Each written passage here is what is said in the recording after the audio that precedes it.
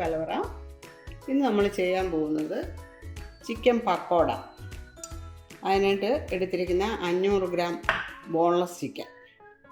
ഇനി നമുക്ക് അതൊന്ന് മാരിനേറ്റ് ചെയ്ത് വയ്ക്കാം.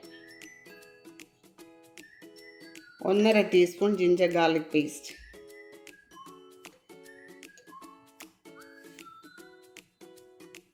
1 ടീസ്പൂൺ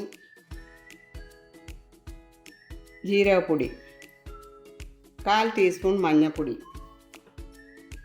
2 ടീസ്പൂൺ സാദാ മുളക് പൊടി, 1 ടീസ്പൂൺ കശ്മീരി മുളക് പൊടി, 1 ടീസ്പൂൺ ഗരം മസാലപ്പൊടി,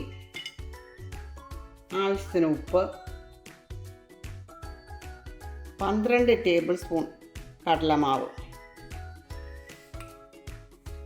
ടേബിൾ സ്പൂൺ കണക്കാണ് അത്. 2 ടേബിൾ സ്പൂൺ അപ്പത്തിൻ്റെ അരിപ്പൊടി, 1/2 ടീസ്പൂൺ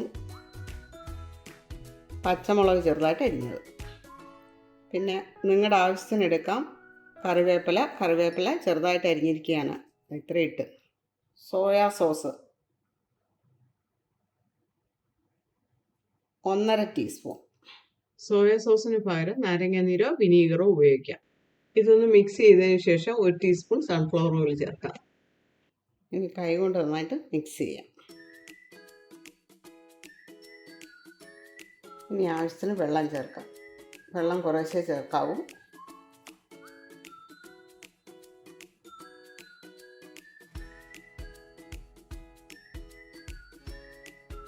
ഇത് 3 ടേബിൾ സ്പൂൺ വെള്ളമാണ് ഞാൻ എടുത്തു വെച്ചിരുന്നത്.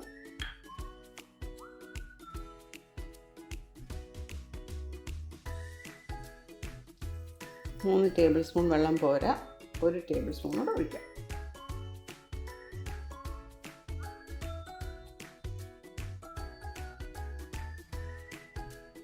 ഇത് 1 ടേബിൾ സ്പൂണാണ്, അതിൻ്റെ പകുതി ഒഴിച്ചിട്ടുണ്ട്.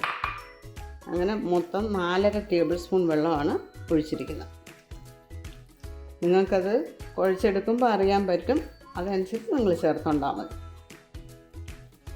ഞാനൊരു അളവ് പറയാൻ വേണ്ടി പറഞ്ഞു എന്നുള്ളതേ ഉള്ളൂ. ഒരുപാട് വെള്ളം ആകാതിരിക്കാനാണ് അങ്ങനെ പറഞ്ഞത്.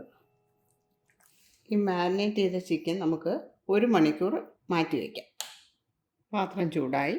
ഇനി നമുക്ക് എണ്ണ ഒഴിച്ച് വറുത്ത് കോരാം ചിക്കനെല്ലാം. സൺഫ്ലവർ ഓയിലാണ് ഒഴിക്കുന്നത്. എണ്ണ നന്നായിട്ട് ചൂടായി. ഇനി നമുക്ക് ചിക്കനിട്ട് വറുത്ത് കോരാം.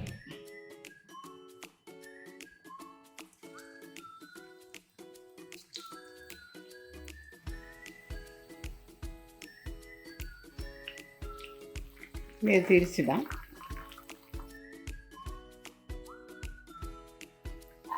ചിക്കൻ റെഡിയായി. ഇനി അത് കോരിയെടുക്കാം.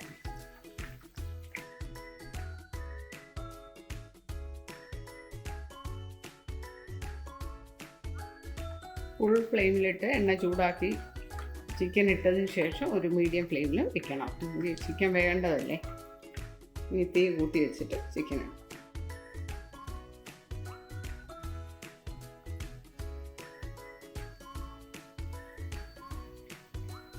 ഇനി 1 റൗണ്ടും കൂടെ ഇടാനുള്ളതുണ്ട്. രണ്ടാമതിട്ടതും റെഡിയായി. ഇനി അത് കോരിയെടുക്കാം.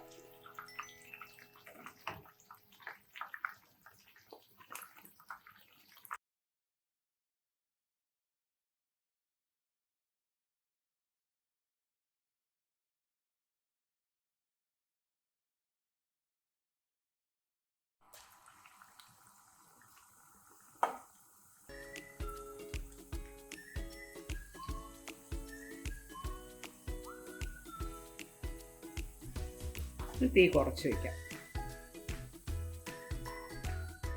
ലാസ്റ്റ് ഇട്ടതും റെഡിയായത് നമുക്ക് കോരിയെടുക്കാം.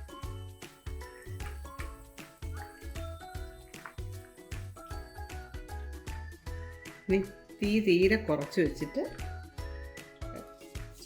ആ പക്കോടയുടെ മുകളിൽ ഇടാനുള്ള കറിവേപ്പില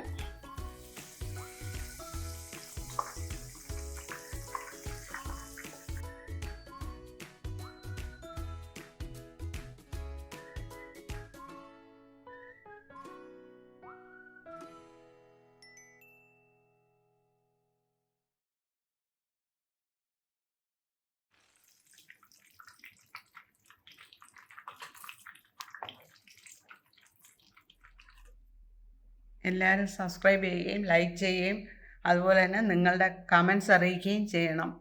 താങ്ക്സ് ഫോർ വാച്ചിങ് ദിസ്.